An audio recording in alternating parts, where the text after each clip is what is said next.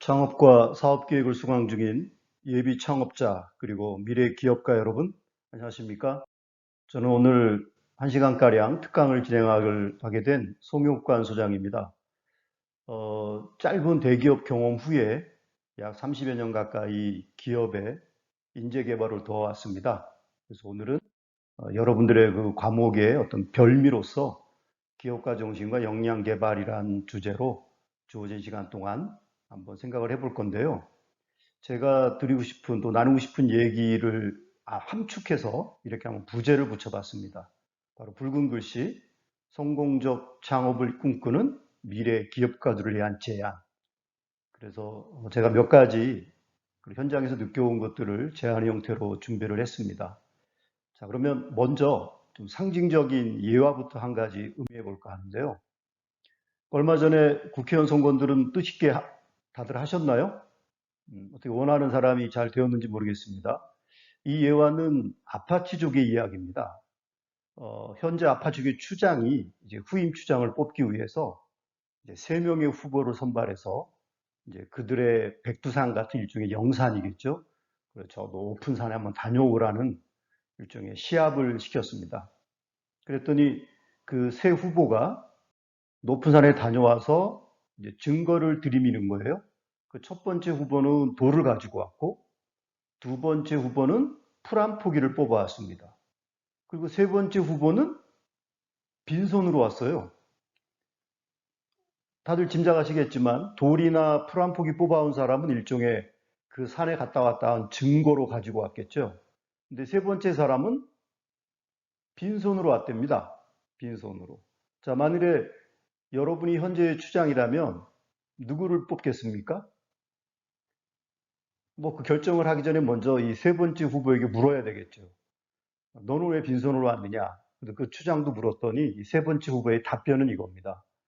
추장님, 그 산꼭대기 올라갔더니 산 너머 멀리 넓은 농토도 있고 강도 흐르고 여러 가지 과일나무도 보이고 정말 살기 좋은 곳이었습니다. 우리 빨리 모든 부족이 그 산 너머 동네로 이주를 하면 좋겠습니다. 그래서 이 세 번째 후보는 어떤 증거를 가지고 온 게 아니라 그런 말을 하는 거죠. 자, 만일에 이 세 명이라면 여러분 누굴 뽑겠습니까? 당연히 세 번째 후보겠죠. 첫 번째, 두 번째 후보는 눈에 보이는 물적 증거들을 가지고 왔다면 이 세 번째 후보는 그의 빈손에 무엇을 담아 가지고 온 겁니까? 바로 이 부족의 미래 혹은 우리가 흔히 말하는 비전이라는 것. 그래서 아마 이 세 번째 후보의 빈손을 한번 여러분들이 여러분의 빈손으로 묘사해 보시죠. 그의 빈손이 어떤 모습이었을지. 자, 혹시 어떤 손모습을 지었나요? 제가 한번 공개해 볼까요? 바로 이 모습. 어떤 손가락입니까? 바로 두 번째 손가락으로 방향을 가리키는. 그래서 어쩌면 이들이 원하는 추장은 이렇게 새로운 미래, 새로운 방향을 제시할 줄 아는. 그래서 좀 정리해 본다면 먼저 전체를 보는 사람이 아닐까 싶어요. 전체를 볼 줄 아는. 그 산꼭대기 올라가서 첫 번째, 두 번째 후보는 발밑에 어떤 이 정상에서 얻을 수 있는 증거가 무엇일까를 찾았다면 이 사람은 눈을 들어 두 번째, 멀리 봤다는 거죠. 또 어쩌면 첫 번째, 두 번째 후보는 달리면서 그런 생각하지 않았을까요? 이번에는 우리 가문에서 추장이 나와야 한다. 이번에는 내가 추장이 되어야 한다. 이런 어떤 그 자신과 가문 정도의 크기를 담는 마음의 그릇. 그런데 이 세 번째 후보는 그 경합 과정에서 내내 부족을 생각하지 않았을까요? 그래서 산꼭대기 올라서도 발밑이 아니라 멀리 보는 것이 아닐까. 그래서 그가 전체를 보고 멀리 보다 보니까 새로운 미래의 꿈도 보지 않았을까. 이거는 아파치의 이야기입니다. 그래서 아파치들은 새로운 추장으로서 이런 리더를 원한다. 전체를 멀리 꿈을 보여주는 리더를. 자, 그러면 오늘날 이 시대는 어떤 기업가를 원할까요? 혹은 여러분들이 지금 설계하고 계신, 기획하고 계신 이 창업의 새로운 사업의 기회는 어떤 경영자이기를, 어떤 리더이기를 원하는 걸까? 그게 바로 오늘 우리가 함께 고민하고자 하는 큰 화두가 되겠습니다. 리더십 얘기에서 흔히 인용되는 격언이 하나 있습니다. 바로 모든 조직은 리더의 그릇 크기만큼 성장한다는 이야기입니다. 한두 번 들어보셨죠? 그릇을 그릇이 얼마나 큰가, 그릇이 얼마나 많은 걸 담을 수 있느냐를 결정하는 것은 이 세 가지 요소 아닐까요? 얼마나 아랫변이 넓은가, 그리고 얼마나 높은가, 그리고 얼마나 그 입구가 넓은가. 그래서 어쩌면 우리가 오늘 다루고자 하는 창업과 기업가 정신도 여러 가지가 사람마다 주의 주장이 있겠지만 이 세 가지 요소, 그거를 우리가 한번 결론을 지을 수 있다면 좋겠습니다. 당연히 이것 또한 정답이 없습니다. 그래서 다양한 이런 선생님들과 대화를 나누면서 또 여러분의 파트너들과 대화를 나누면서 이러한 어떤 핵심 세 가지 요소를 같이 한번 결정할 수 있는 것도 이번 과정의 큰 의미가 아닐까 생각합니다. 그래서 오늘 우리의 대화의 순서는 기업가 정신이 무엇인가, 그리고 그 정신을 발휘하기 위해서 구체적으로 어떤 역량을 개발하는 것이 좋을까에 대한 저의 제안입니다. 자, 먼저 이 기업가 정신 얘기는 뭐 전체적인 주제니까 많이 들어 아실 텐데 한번 간략히 정리해 보죠. 우리가 창업을 하는 것은 기업을 경영하는 첫 단계입니다. 그래서 우리가 너무 창업을 강조하다 보면 이 기업이라는 전체 틀을 놓칠 수도 있지 않을까 싶은데, 그래서 우선 기업의 아주 기본적인 정의를 한번 소개할까 합니다. 바로 재화와 서비스를 생산하여 소비자의 행복과 만족을 제공해주고 그 대가로 이윤을 획득하여 영속성을 유지하는 거다. 여기서 표현하고 싶은 것은 영속성입니다. 요즘 현대 이 사회를 살피다 보면 많은 변화를 얘기하는 이론가들이 이 영속성을 많이 얘기합니다. 영속성. 뭐 어떤 분야든 이걸 굉장히 강조하는 것 같아요. 지속 가능성이라고도 표현합니다. 그래서 우리가 창업을 하는 것은 초기에 얼마나 성공했느냐가 중요한 게 아니라 이게 얼마나 영속이 되느냐는 거죠. 그래서 많은 경우 사람들이 그런 걸 따집니다. 그래서 얼마나 최장수, 우리가 흔한 말로 뭐 끝까지 살아남는 자가 최후의 승자라고 하는 말처럼 이 변화무쌍한 시대에 어떻게 살아남느냐. 그래서 보시는 화면은 그 세계 최장수 기업이에요. 일본, 오스트리아, 뭐 프랑스, 이탈리아, 중국. 예, 왠지 요즘 해외 뉴스에서 많이 보는 나라들이네요. 근데 어쨌든 1위가 578년에 설립된 이 사찰 같은 걸 건축하는 회사 곤고금이라는 일본 회사인데 계산해 보면 몇 년이 된 거죠? 네, 1622년. 대단하네요. 이러한 그 어떤 연수도 되지 않는 나라도 많을 텐데 한 기업이 1622년을 존재했답니다. 정말 최후의 승자가 아닐까 싶어요. 우리도 뭐 당장 뭐 이름이 그 명멸에 갔던 많은 기업들 여러분 다 기억하실 것 같아요. 자, 그래서 과연 좀 더 구체적으로 보면 일본 같은 경우는 200년 이상 된 장수 기업이 약 3,900여 개 정도고 그 다음 이제 독일이 가장 많네요. 그래도 뭐 세계를 호령하는 미국도 그리 많지 못합니다. 그래서 보면 여기 오른쪽에 일본을 보면 곤고금이라는 회사가 역시 언급되어 있고요. 주로 보면 숙박, 뭐 종이, 불교용품에도 좀 일본스러운 그러한 기업들이 많이 보이네요.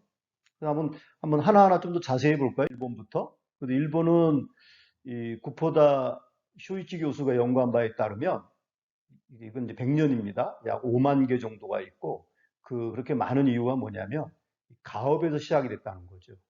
그리고 또 그 자신이 기업이 설립된 이념을 잊지 않고 장기적으로 그 기업가들, 창업자들이 쭉 가업으로 이어서 경영했다는 특징이 있는데 그 속사를 보면은 어떤 뿌리 깊은 전통, 이거는 버리지 않으면서도 시대 변화에 맞는 혁신을 추구했다. 이런 두 개의 키워드를 볼 수가 있네요. 좀 더 구체적으로 세 가지를 나눈 구보타 교수의 견해를 보면은 특히 90년대 이후에 뭐 일본이 많이 어려웠죠.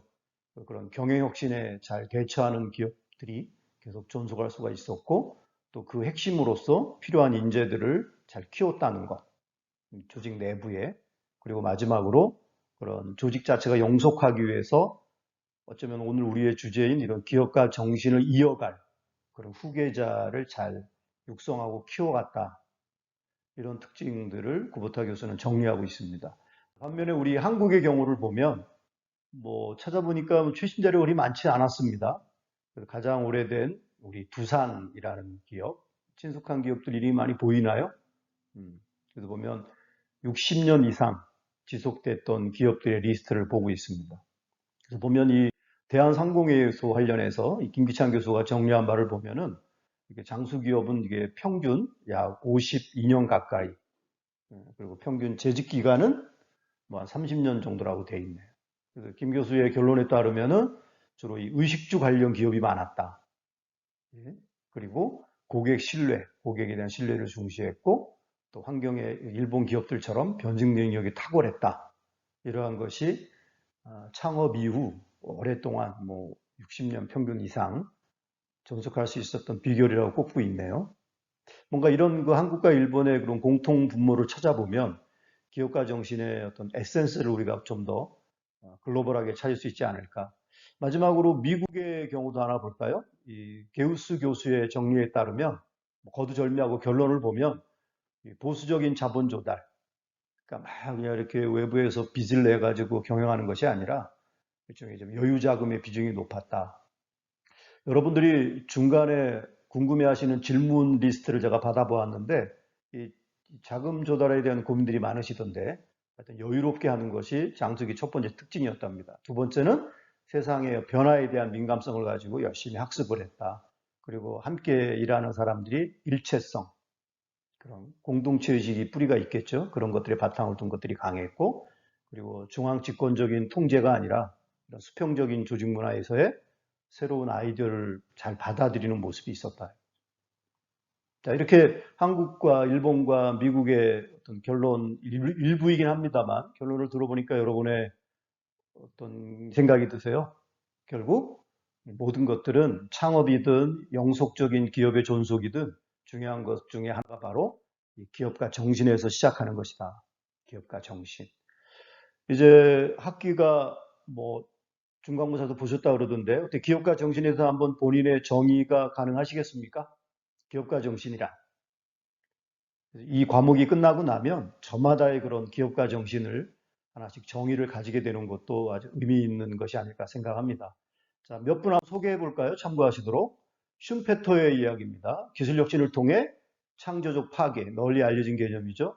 이것을 가지고 앞장서는 기업가의 노력 및 의욕을 말한다. 트러커는 위험을 감수하고 포착한 새로운 기회를 사업하려는 역시 모험가 도전 정신이다. 제프리 티몬스 교수는 아무것도 아닌 것에서 가치 있는 것을 이루어내는 인간적이고 창조적인 행동. 인간적이란 표현이 특별히 좀 마음에 걸리네요.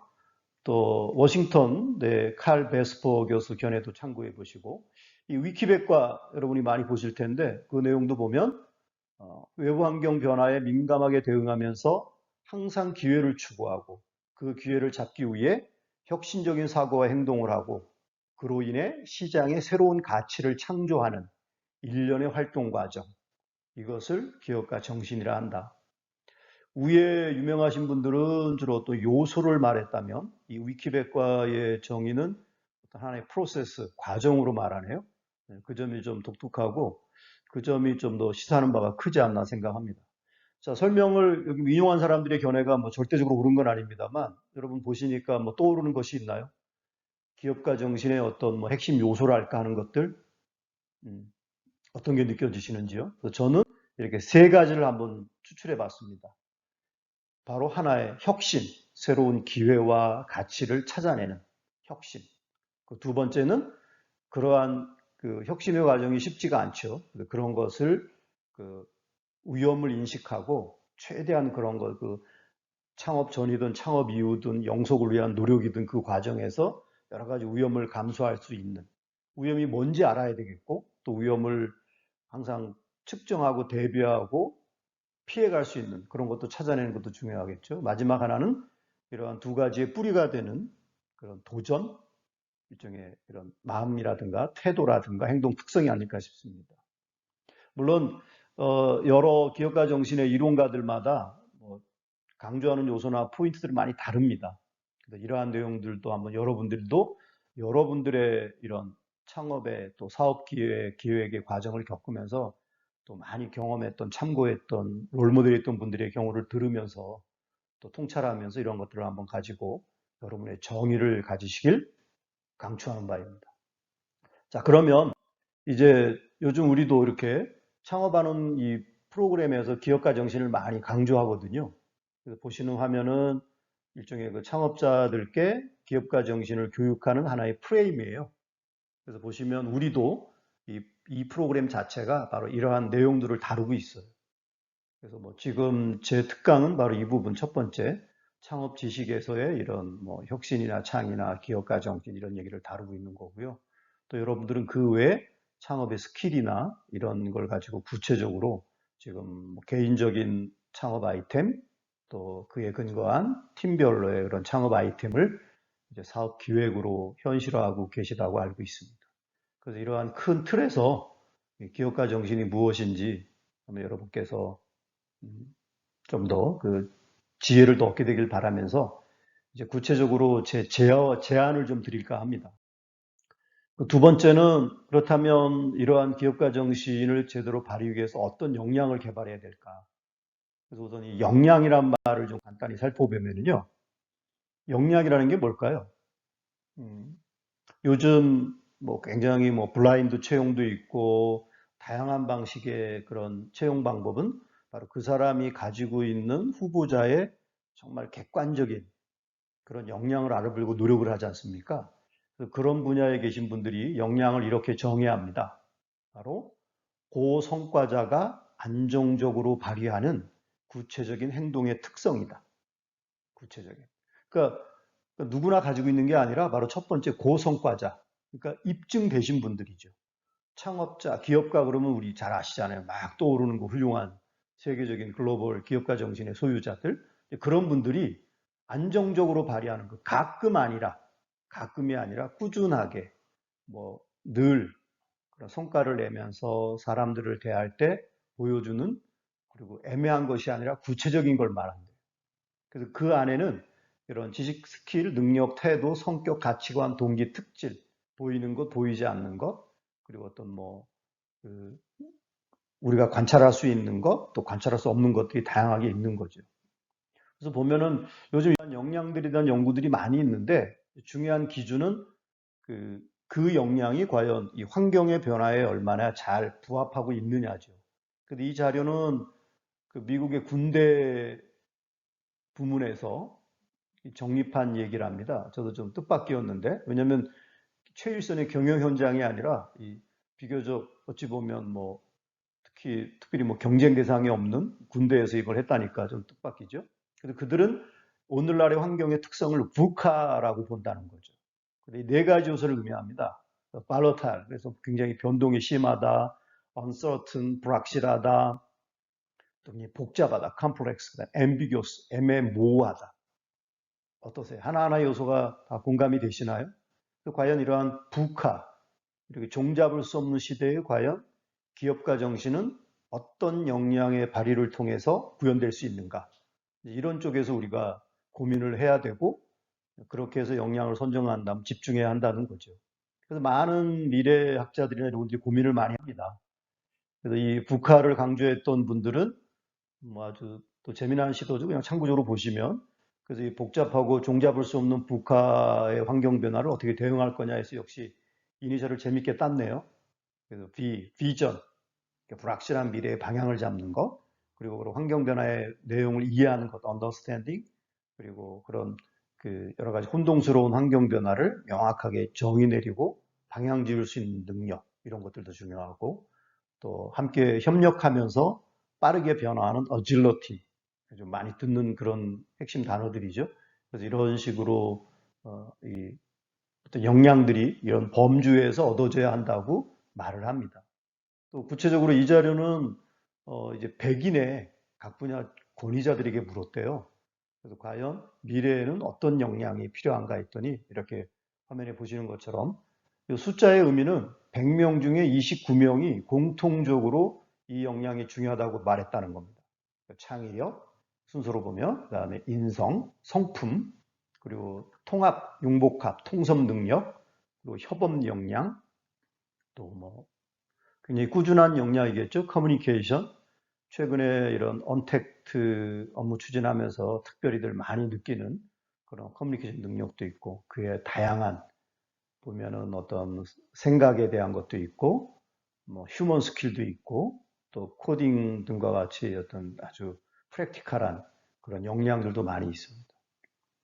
자, 이런 것도 여러분이 한번 나는 어느 정도 보유하고 있고 또 어떤 점에서 보완하면 좋겠다라는 그런 통찰에 좀 도움이 되길 바라면서 저는 크게 세 가지 중에 첫 번째, 패러다임을 이끌어갈 수 있는 역량을 키워야겠다. 패러다임. 패러다임. 많이 듣는 말이죠. 우리말로 어떤 뜻일까요? 제가 그림 하나 준비했는데, 자, 화학공장인 것 같군요. 굴뚝에서 아주 기하학적인 연기가 오릅니다. 자, 만일에 이 사진이 오늘 경제면에 실렸다. 그러면 이 사진을 게재한 편집자는 어떤 의도일까요?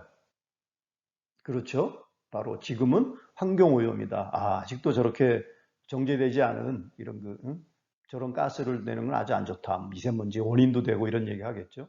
근데 뭐 한 1978년대, 70년대 이쯤에는 이 사진이, 이 동일한 사진이 어떻게 해석됐을까요? 그때도 환경오염이었을까요? 아니죠. 그때는 바로 경제 발전이었을 거예요. 그러니까 이렇게 어떤 동일한 대상에 대해서 사람들이 해석하는 기준이 다른 거죠. 그래서 패러다임이라는 말을 만일에 우리말로 옮긴다면 저는 사고의 틀이란 말을 강추합니다. 사고의 틀.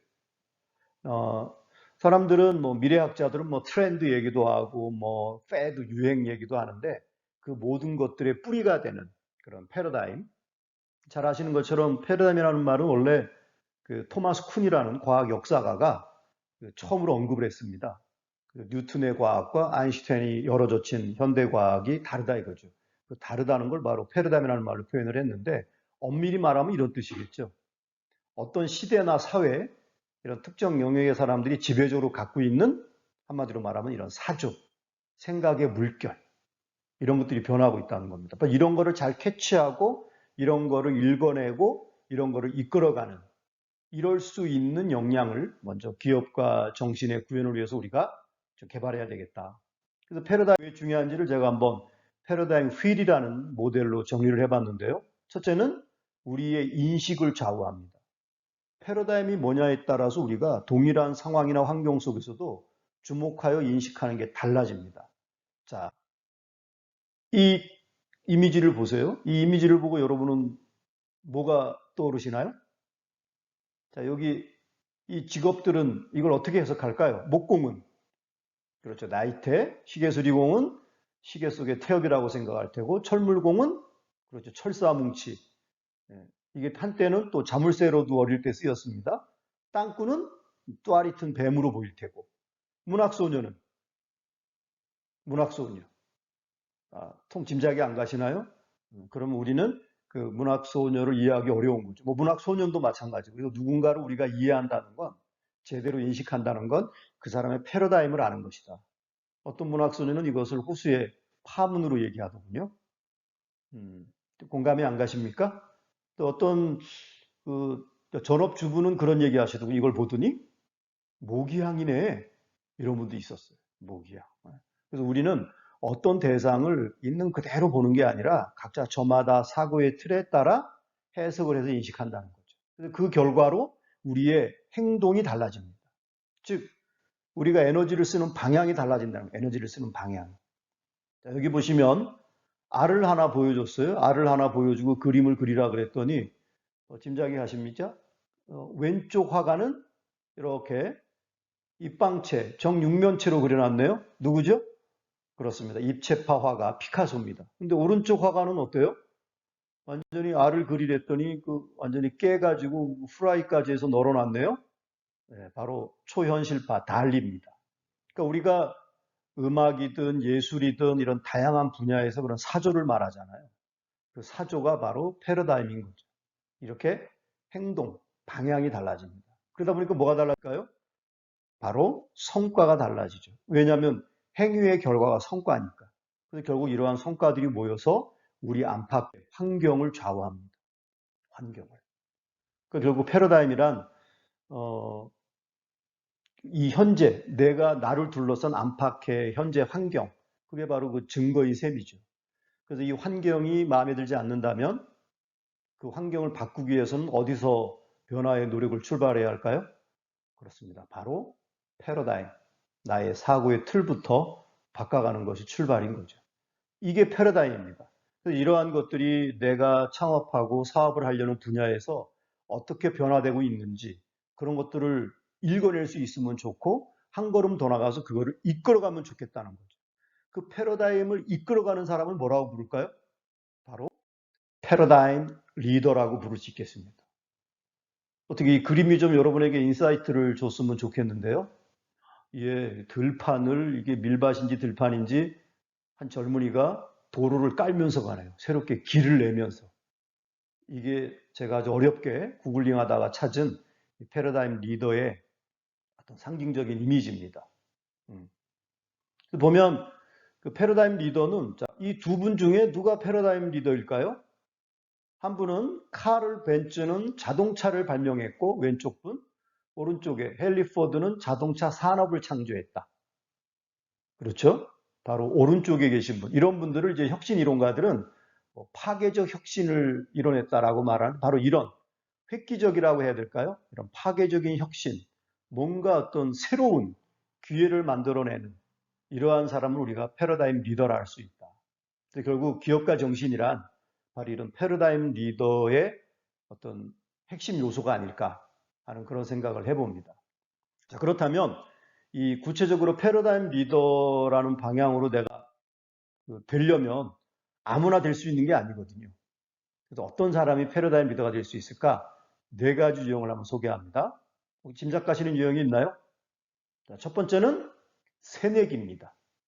그 분야에 처음 오신 분.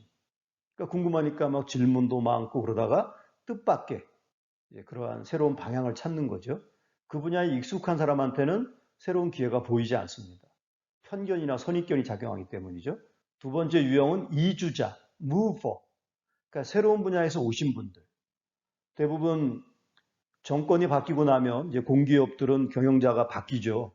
그럴 때 보면 이제 새로운 분야에서 온 분, 뭐 정치하다 오신 분 이런 분들이 오면 조직이 변하기 시작합니다. 그러니까 새로운 시각으로 변화를 시작하는 거죠. 그런 분들이 패러다임 리더가 될 가능성이 있다. 세 번째 유형은 이단자입니다. 이단자. 누가 떠오르시나요? 바로 에디슨 같은 또 어떤 그 우리가 아주 오래전 기억하는 갈릴레이 같은 분들, 그 분야에 아주 독특한 엉뚱한 견해를 가지신 분들, 그야말로 혁신적인 패러다임을 열어젖힐 수 있는 가능성이 있는 분들이죠. 새로운. 마지막 한 가지 유형은 어떠세요, 여러분들은? 뭐 새내기일 수도 있고 이주자일 수도 있고 이단자일 수도 있는데 뭐 이러한 경우는 흔한 것 같지는 않아요. 근데 누구든 될 수 있는 패러다임 리더의 한 가지 유형은 바로 사색가입니다. 깊이 통찰하는 사람. 누가 떠오르시나요? 저는 뭐 아인슈타인 떠오르고 그리고 또 다양한 분야의 뭐 빌 게이츠도 떠오르고 그런 분들이 떠오르네요. 그래서 이렇게 네 가지 유형의 사람이 패러다임 리더라는 게 아닙니다. 패러다임 리더가 될 수 있다는 거죠. 그래서 이러한 그 네 가지 유형의 사람이 어떤 역량을 발휘할 때 될 수 있을까? 그래서 저의 첫째 제안의 결론은 이겁니다. 이 세 가지 사고를 추천합니다. 세 가지 사고. 그 첫 번째는 시스템 싱킹입니다. 요즘 한번 구글에서 이 영어로 한번 찾아보길 권합니다. 시스템 싱킹. 오늘은 뭐 이거를 자세히 다룰 수는 없지만 시스템 싱킹이 갈수록 중요합니다. 두 번째는 디자인 싱킹. 시스템 싱킹이 전체를 보고 각 요소들의 상호작용을 헤아리려는 사고방식이라면 디자인 싱킹은 철저하게 현장 지향적인, 그래서 어떤 뭐 말 그대로 제품을 디자인하는 사람들이 고객의 어떤 현장에서 니즈를 듣고 프로토타입을 만들어서 그걸 개선해 감으로써 대박 상품이라든가 이런 걸 만들어내듯이 그런 현장 지향의 디자인 싱킹, 요즘 아주 기업에서 많은 성과를 내고 있는 방식입니다. 그런 것도 관심을 가져보시고 미리 학습할 수 있다면 좋겠고요. 그 마지막 하나로 AQ를 추천합니다. 혹시 들어보셨나요? AQ? 자, 이걸 한번 간단히 제가 소개를 좀 드리겠습니다. 자, 먼저 학창시절에 한번 해보셨을까요? 고등학교 시절에 해봤지 모르겠네. 자, 모든 사람은 죽는다. 아베는 사람이다. 네. 그러므로 어떤 결론이 나올까요? 그렇죠. 아베도 죽을 것이다. 네. 이걸 우리가 뭐라 그러나요? 바로 연역적 3단 논법이라고 합니다. 연역적. 자, 그런데 이러한 3단 논법은 어떤論을 내리실래요? 사람은 죽는다, 풀도 죽는다.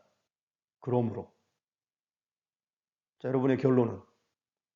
제가 이 질문을 뭐 이렇게 얼굴을 보면서 하면은 여러분의 견해를 들어볼 텐데, 그동안 많이 들었던 말은 뭐, 모든 생명체는 죽는다. 뭐, 나도 죽는다. 뭐, 뭐 죽는 것은 사랑과 풀이다. 이런 식으로 열심히 여전히 논리적이려고 노력을 많이 하시더군요. 근데 모든 생명체는 죽는다. 이 대답은 논리적으로 오류인 걸 여러분 기억하시죠? 우리가 흔히 말하는 그 성급한 일반화의 오류. 확인된 건 사랑과 풀뿐인데 다 죽는다는 잘못된 결론이죠. 자, 그럼 여러분 어떤 답을 하시겠습니까? 이거는 여러분이 꼭 기억했으면 좋겠어요. 왜냐하면 이건 제 얘기가 아니라 잠시 후에 보시겠지만 자, 답은 이겁니다. 사람은 풀이다. 네, 혹시 이 답을 맞히신 분이 계시다면 스스로 좀 상품을 많이 주시기 바랍니다. 사람은 풀이다. 자, 사람과 풀이 같다는 근거가 뭐죠? 예, 죽는다는 공통점을 보는 거예요. 이거를 풀의 3단 논법이라고 부릅니다. 기억하시면 좋겠어요. 이 그레고리 베이트스라는 분은 문화인류학자세요. 이분이 이제 본인의 책에서 이렇게 언급하는 거 제가 읽었는데 바로 이런 거예요. 서로 다른 것 중에서도 이런 죽는다라는 공통점을 보는 거예요. 논리를 뛰어넘어서. 그래서 바로 이런 걸 AQ라고 부르는데 이걸 만약에 저보고 또 굳이 우리말로 하라면 뭐 초논리의 사고다 이렇게 이름 붙이고 싶습니다. 논리를 뛰어넘는다는 거죠. 자, 보시면 그래서 어넬로지라고 해요. 어넬로지, 유추지수라고 합니다. 우리말로 직역한다면. 근데 유추가 줄임말이에요. 뭐의 줄임말이냐면 유비추리의 줄임말. 제가 굳이 한자로 썼습니다. 유비, 종류를 비교한다는 뜻이에요. 서로 다른 종류를 빗대어 보는 겁니다. 그러면서 어떤 결론에 이르는 추리의 능력, 그거를 AQ라고 불러요. 왜 이게 중요할까요? 이렇게 서로 다른 분야를 보는 게 중요하다는 거죠. 자, 좀 더 부연 설명 드리기 전에 한번 퀴즈, 추가 퀴즈입니다. 자, 괄호에 들어갈 숫자가 뭘까요? 금방 맞추셨나요? 네, 바로 3입니다. 3인 이유는 그렇죠. 바로 위에 무늬가 시계거든요. 시계. 이렇게 위에 그림 정보와 아래 숫자 정보의 공통점을 찾는 능력이에요. 설명에 아무 말이 없어요. 그냥 다음 괄호 안에 들어갈 숫자는 이라는 질문에 대해서 유추를 한 거예요. 아무 설명이 없더라도. 이렇게 서로 다른 것의 공통의 패턴을 보는 것. 이거를 AQ라고 그래요. 요즘 이렇게 얼마나 다양한 분야들이 새로 생겨나고 서로 교류하고 있습니까? 그럴 때 이 공통 교집합을 볼 줄 아는 능력, 이게 AQ예요. 그래서 이런 분들은 배타적이지도 않고 새로운 변화에 대해서 굉장히 수용적이고 그에 따라 빠르게 학습하기도 하고 함께 협업할 수도 있고 변화할 수도 있고 그렇게 되는 거죠. 그래서 AQ라는 게 제가 볼 때 요즘같이 변화무쌍한 때에 굉장히 중요한 기초 역량이라고 생각합니다. 서로 다른 것의 공통점을 보는 것. 이렇게 계속해서 서로 다른 분야의 공통점을 찾다 보면 언젠가는 이 모든 것의 공통점을 찾는 날도 오지 않을까요? 이런 게 저는 일종의 깨달음이 아닐까 하는 생각도 해봅니다. 그래서 이 AQ가 높은 사람들은 굉장히 변화를 즐겁게 맞이하기도 하고요. 굉장히 유머러스하고 프레젠테이션도 잘하고 파워포인트 디자인도 잘하고 설득도 잘하고 설명도 굉장히 쉽게 해요. 자, 예를 들면 자, 이것은 무엇을 설명한 것일까요? 예. 우리 고등학교 시절에 가정 같은 거 들으신 분들은 유리할 텐데 이게 뭐냐면요. 비타민의 결핍증을 설명한 그림이에요. 이 비타민 결핍증이 시험에 잘 나는데 학생들이 자주 까먹으니까 이 선생님이 어떻게 하면 학생들이 오래 기억하게 할까 해가지고 이렇게 그림 그렸다는 거죠. 자, 비타민 A가 모자라면 야맹증, 그러니까 그거로 눈을 그리고 C가 모자라면 입안이 허는 괴혈병, 그러니까 입을 그리고 D가 모자라면 구루병, 뼈가 굽어요. 그래서 이 등이 굽으니까 D로 형상화했고 그 다음에 E는 비타민 E가 모자라면 불임의 가능성이 있답니다. 혹시 오늘 이거를 처음 듣는 분도 이제 평생 못 까먹을 거예요. 그러니까 이게 바로 AQ식 설명이에요. 그러니까 여러분이 이제 이 과정의 마지막에 사업 기획서를 발표할 텐데 그때도 이런 AQ를 발휘해서 우리 관련된 교수님들한테 아주 임팩트 있는 그런 걸 하시면 좋겠습니다. 세 가지 말씀을 드렸고요. 자, 두 번째 이제 제가 기업가 정신을 구현하기 위해서 발휘할 역량 개발의 두 번째 방향은 미션에 집중하는 역량입니다. 미션. 자, 미션 뭐 이미 우리 이 시대 우리에게는 상식이 된 말이죠. 이 숭덕 광업이라고 읽는데요. 이거는 주역의 계사전에 나오는 말이에요. 숭덕, 높일 숭 큰 덕, 덕을 높여 광업, 사업을 넓힌다 이런 뜻입니다. 요즘 말로 하면 뭘까요? 고객을 만족시켜 이윤을 극대화한다 그런 뜻입니다.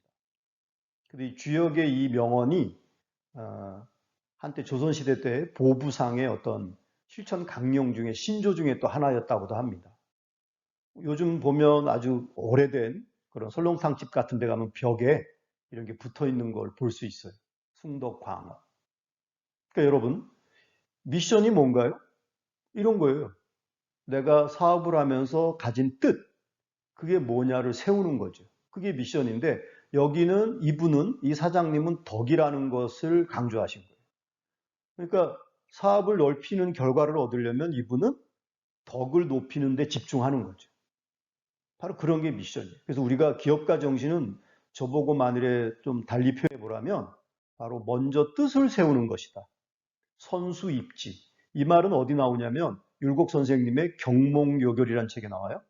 경몽, 어리석음을 깨우치는 요결, 핵심 포인트. 선수입지하라. 먼저 어릴 적에 공부하기 전에 먼저 모름지기 뜻을 세우라는 거예요. 뜻. 공부를 해서 이 역량을 키워서 이 사업을 창업해서 내가 이루고자 하는 뜻이 뭐냐 이거죠. 결과가 아니라. 그래서 이런 뜻을 우리가 미션이라고 부르는데 뭐 사전에는 여러 뜻이 있습니다. 근데 저는 일반적으로 임무라는 말을 추천해 드립니다. 미션은 우리말로 임무다. 그래서 임무라는 거는 뭐 이렇게 딱딱한 공식도 있습니다만 한마디로 말하면 이거죠. 우리 사업은 혹은 나는 누구를 위해 무엇을 왜 하려고 하는가. 이거에 대한 답을 정해놓은 것이 바로 미션이다. 이러한 미션은 이러한 그 세 가지 요소가 필요한 거죠. 누구를 위해 무엇을 왜 하느냐. 이거에 대한 답이 있어야 된다는 얘기죠. 답. 보면 예를 들어서 한번 한 가지 뭐 간단히 미션이라는 걸 우리가 제가 보면 미션이라는 게 좀 추상적이에요. 만드는 내용들을 보면 굉장히 추상적이고 좀 뭐랄까요? 그 말의 성찬, 듣기 좋은 말만 쓴 것 같은 느낌인데 이 사례는 피터 드러커시 책에 나오는 경우입니다. 자, 여러분이 한번 종합병원 응급실의 책임자라고 생각해 보세요. 자, 하는 업무는 응급처치죠. 그 업무를 누구를 위해서 왜 하느냐? 이거에 대한 대답이 임무입니다. 임무. 자, 그러면 한번 여러분이 표현해 보시죠. 종합병원 응급실의 미션, 임무는 뭘까요? 응급실 계신 분들은 누구를 위해 왜 응급처치를 하는 걸까요? 병을 고치려고? 병을 고쳐서 퇴원케 하려고? 건강하게 하려고? 이것들은 다 어떤 의미죠? 뭐 병원 전체잖아요. 그래서 보면 제가 또 많이 만나는 미션들을, 조직의 미션들을 보면, 기업의 미션들을 보면 좀 너무 이렇게 과장되어 있어요. 과장. 그러니까 너무 이렇게 좀 크게 지향한다 그럴까? 그러니까 자기만의 것을 표현하고 있지 못하는 거죠. 응급실답게 한번. 자, 그래서 뭐 같이 대화할 수는 없으니까 한번 여러분이 좀 더 고민해 보시면 좋겠고, 그 드러커시 책에 보면 이렇게 답한 분이 있었어요. 환자 완치의 기초를 다지는 것이다. 그죠? 아주 객관적이고 아주 명확하죠? 그러니까 완치가 되려면 응급처치가 잘 돼야 한다는 거죠. 근데 이게 다일까요? 이 미션이라는 것은 맞다 틀리다로 평가되지 않아요. 다만 이게 미션이 만들어져서 설명되었을 때 관련자들이 얼마나 거기에 몰입할 수 있도록 좀 공감적이냐, 얼마나 매력적이냐 이렇게 평가되는 게 바로 미션입니다. 옳다 그러다가 아닙니다. 기업가 정신도 제가 시작하면서 그랬죠. 이게 어떤 정답이 아니라 나만의 그런 답. 내가 생각할 때 기업가 정신은 이런 겁니다. 그러면 누군가가 오 하고 엄지척 이거 어떤 강조해주는 멋지다고 칭찬받는 것처럼 많은 답들이 있는 것처럼 미션도 그러한 차원인 거죠. 객관의 세계가 아니라 주관의 세계. 그랬더니 이제 이 사례를 보면 드러커 교수가 응급실 책임자들을 모아서 저 미국의 중부 내륙으로 연락이 좀 잘 닿지 않는 곳으로 워크숍을 가서 미션을 만들다가 나온 얘기예요. 그 비영리단체의 경영이란 책에 나오는 이야기입니다. 그랬더니 이것만 가지고 이제 서로 매력적이자고 못 느끼니까 서로 좀 더 매력적인 미션을 찾으려 하다가 어느 한 분이 이렇게 말했대요. 응급실의 미션은 고통당하는 사람들을 안심시키는 것입니다. 치료가 목적이 아니고 완치가 목적이 아니죠. 응급처치가 끝났어도 여전히 어떻습니까? 뭐 의식 불명일 수도 있고 여러 가지 여러 가지 그 어떤 바이탈 사인들이 불안할 수 있잖아요. 그런데 이제 응급처치를 하고 전문 의료진들이 간호를 시작했으니 케어를 시작했으니 안심하라. 뭐 날 잡아 입원해서 수술하고 한 2달 되면 나을 겁니다라는 이런 보호자. 그러니까 보면 고통당하는 사람들이 환자만이 아닌 거예요. 환자만. 그래서 보호자도 있겠죠. 관련자들이 있는 거예요. 심지어 어떤 응급실의 책임자는 자기 병원이 위치한 지역의 불우한 주민들도 고객으로 생각을 합니다. 몸이 불편하다든지 노인들 같은 경우도 자신들의 고객이라고 느끼는 거죠. 그러니까 그러한 응급실의 경우에는 어떨까요? 고객이 환자만이 아니라 바로 그런 지역 주민들. 그래서 이분들한테는 이게 미션이라면 의료 봉사라는 게 봉사가 아니죠. 당연히 해야 될 일이지. 당연히. 그래서 이렇게 미션이란 바로 이 기업가 정신을 드러낸 가장 일차적인 선언 같은 게 아닐까 생각합니다. 여러분은 여러분의 창업 사업 기획서에 여러분 사업의 미션을 뭐라고 표현했나요? 이윤극대화? 그게 매력적일까요? 그 미션을 공개했을 때 과연 잠재적인 고객들이 쌍수를 들어 환영하며 정말 우리의 성공을 간절하게 빌어줄 수 있는 그런 매력적인 미션. 바로 거기에 기업가의 어떤 철학과 정신이 반영되는 것이 아닐까. 그래서 그것을 집중할 수 있는 미션이 돼야 된다. 그래서 그렇게 될 때 바로 그거는 내가 왜 창업을 하고 경영한지를 밝히는 거죠. 그래서 이게 뚜렷이 밝혀지면 자연스럽게 어떻게 경영을 하느냐는 방향도 풀린다는 겁니다. 그래서 여기에 착안한 드러커 씨는 이런 관련된 명언을 남겼습니다. 같이 한번 소리내서 읽어보죠. 명쾌하게 정의된 미션은 혁신적인 착상들을 촉진시키며 아무리 심하게 정통을 무시하고 행동하는 것일지라도 왜 그것이 실행되어야 하는가를 다른 사람들에게 이해시키는 데 도움이 될 것이다. 지금 뭔가 도전하는 모습 보이죠? 도전하고 다른 사람들 설득하고 패러다임 리더의 모습도 보이지 않습니까? 미션에서 그런 게 가능하다는 거죠. 이런 거를 만들어낼 수 있고 이런 것을 집중할 수 있는 관련 역량들이 개발되면 좋겠다. 저희 두 번째 어떤 방향에 대한 제안입니다. 또 돌아보면 이런 많은 우리가 부러워하는 어쩌면 여러분들이 많이 분석했을 수도 있는 이러한 기업들을 보게 되면 이들도 그런 새로운 어떤 사업의 미션을 표현함으로 해서 새로운 혁신과 도전이 가능할 수 있지 않았나. 이런 것들이 바로 기업가 정신이 발휘될 수 있는 첫 번째 어떤 보루가 아닐까 하는 차원에서 미션을 소개해 드립니다.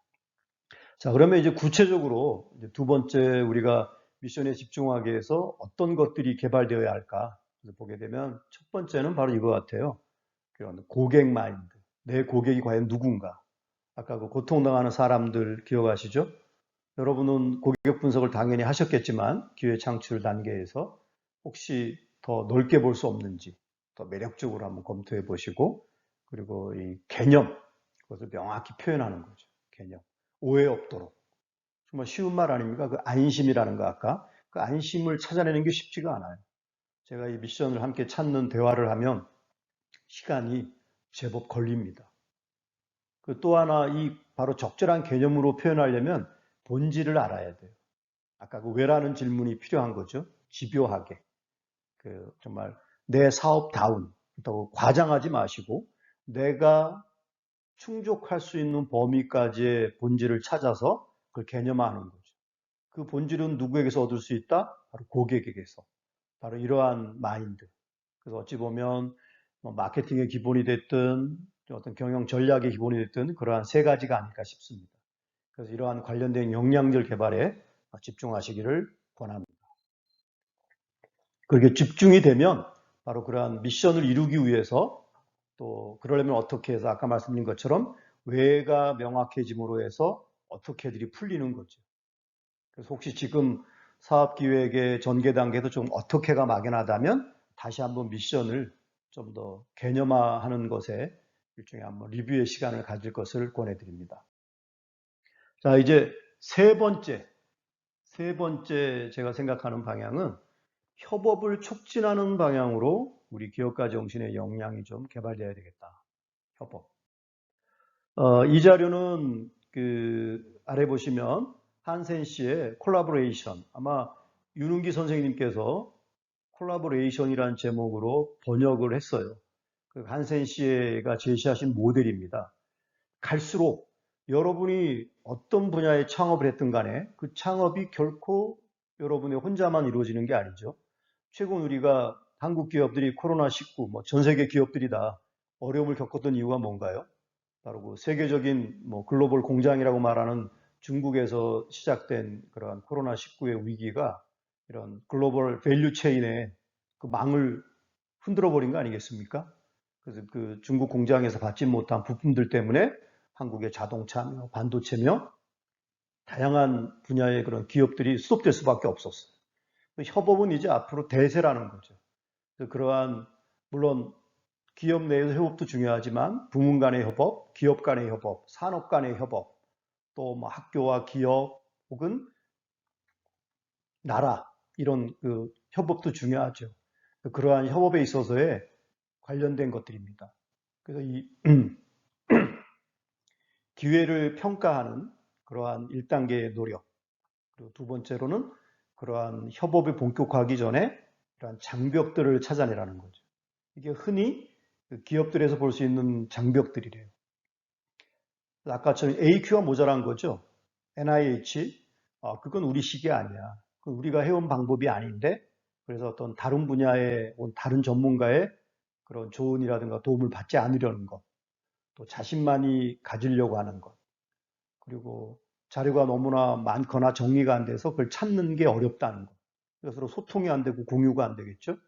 그리고 도와주고 싶은 마음은 있지만 이게 너무나 독특하고 형식적으로 표현이 안 돼서 우리가 그거를 형식지라고 부르는데 그런 것들이 덜 돼가지고 협력하기 어렵다는 거죠. 그래서 이러한 네 가지 장벽들을 먼저 파악하고 해결하는 것이 두 번째 단계라면 그 다음에 이러한 맞춤형 해결책. 여기도 보면은 큰 틀을 보는 게 중요하죠. 통합이라든가 또 이렇게 협업의 인재들을 키우고 협업의 네트워크를 키우는 이야기를 다루고 있습니다. 그래서 저는 짬이 나신다면 이 콜라보레이션이라는 책의 일독을 권합니다. 그래서 과연 여기 보면 이제 리더로서 혹은 경영자로서 어떻게 협업 역량을 키울 것인가가 나와 있는데 그러한 차원에서 여러분이 보시길 권해드리고요. 이게 바로 좀 전에 말씀드렸던 네 가지 장벽들이에요. 혹시 뭐 우리말에 속담에 석자 배를 짜더라도 배틀 벌리기는 마찬가지라고 하는데 뭐 글로벌 기업이 됐든 아니면 지금 우리 같은 소그룹에서 서로 협업을 하려고 할 때도 이러한 네 가지 장벽이 작용할 수 있다는 겁니다. 여러분의 그 팀은 어떤지 모르겠어요. 이러한 장벽들도 한번 이 수업 과정에서 서로 한번 의식하면서 해보는 것도 좋지 않을까 생각합니다. 자, 그럼 먼저 공감에 대한 이야기부터 해볼까요? 네안데르탈은 증후군이란 말이 있습니다. 바로 그 네안데르탈인들은 이 공감과 연대가 안 되고 분열한다는 거죠. 그 이유가 뇌구조 때문이랍니다. 보면 네안데르탈인은 두뇌 방, 즉 세포들이 서로 연결이 안 돼가지고 따로 논다는 거죠. 간단히 말하면. 반면에 크로마뇽인은 이 방, 즉 세포들이 신경세포에 의해서 잘 이렇게 연결되어 있다는 겁니다. 예를 들면 나라는 것을 다루는 두뇌 방과 나무라는 것을 다루는 두뇌 방이 연결되어 있어서 나무와 나가 이렇게 서로 상상되고 나무의 그런 상처와 공감할 수 있다는 거죠. 그러다 보니까 이런 것이 이제 약한 한 사람 한 사람이지만 서로 협업할 수 있게 됐고 그들의 이런 공감 능력이 결국은 생존을 가능하게 했다는 거죠. 그래서 이것이 어떤 그런 현생 인류의 그런 또 새로운 출발을 가능하게 했다는 겁니다. 그래서 보면 요즘 그 공감을 잘 못하는 분들을 네안데르탈인 증후군에 빠졌다 이렇게 말한대요. 특별히 여러분의 그룹에는 이런 분 안 계시죠? 다 협업 잘하고 학기 끝날 때까지 멋진 작품으로 될 것이라고 생각합니다. 어떠세요? 여러분은 공감 잘 하세요? 자, 간단한 테스트 하나 해볼까요? 자, 한번 가까운 곳에 보면 작은 포스트잇 있거나 작은 종이가 있으면 그 종이를 이렇게 이 사진 속에 이분처럼 이마에 한번 붙여보시겠어요? 이렇게 이마에 붙여둔 그대로 그 떨어지지 않게 이마에 붙여놓고 거기다가 이렇게 한번 알파벳 영어 대문자 E를 써보세요. E를. 예, 그런 다음에 그걸 한번 그대로 떼가지고 한번 보세요. 내가 어떻게 썼는지. 저는 오늘 그 포스트잇에다가 한번 써보라고 실험을 했는데 이 실험을 원래 처음 하셨던 애덤 갈린스키 교수는 아주 과감하게 이렇게 이마에 매직으로 직접 쓰게 했다는군요. 음. 자, 여러분은 어떻게 쓰셨나요? 한번 그대로 떼서 보시면 두 가지 유형이 있대요. 그 앞사람이 보기에 거꾸로 쓴 사람과 앞사람이 볼 때 읽기 쉽게 제대로 쓰신 분이 있다는 거죠. 음. 물론 이 실험이 공감을 뭐 객관적으로 입증하는 건 아닙니다. 한때 EBS에서도 그 명동거리에서 이 테스트를 한번 한 적이 있던데 이 갈린스키 실험 결과와 동일하게 나왔더군요. 거의. 어떤 사람이 많을까요? 오른쪽처럼 상대방이 읽을 수 있게 바르게 쓰는 분들이 훨씬 많았대요. 70%.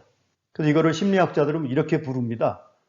그래서 오른쪽 바로 쓰는 사람은 자기 인식을 파블릭하게 공적으로 한다. 거꾸로 쓰는 분은 프라이빗하게 사적으로 자기를 인식한다. 좀 표현이 그렇게 좀 딱딱하긴 합니다만 쉽게 말하면 오른쪽 분은 남 눈치를 많이 본다는 거고 왼쪽 분은 자기 주관이 강하다는 거죠. 그러니까 상대적으로 공감이라는 건 결국 내가 아니라 상대방을 보는 거잖아요. 그러니까 이 결과에 따르면 어떤 분들이 공감을 더 편안히 잘할 수 있을까요? 오른쪽에 계신 분들일 거예요. 자, 여러분의 실험 결과는 어떻습니까? 공감. 그러니까 나와 함께 협력하는 상대에 대한 공감, 임패시가 없다면 협업이 일어날 수 없죠.